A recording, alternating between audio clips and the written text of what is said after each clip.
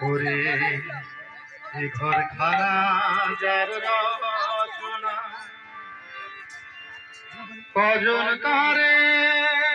চিনতে পারিস যদি খোঁজ করে দেয় শ্রী গুরুর চরণ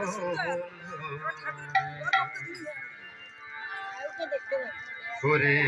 এ ঘর খানা যার রচনা কজন তারে চিনতে পারে পারিস যদি খোঁজ করে দেয় শ্রী গুরুর চরণ এ ঘর খানা যার রচনা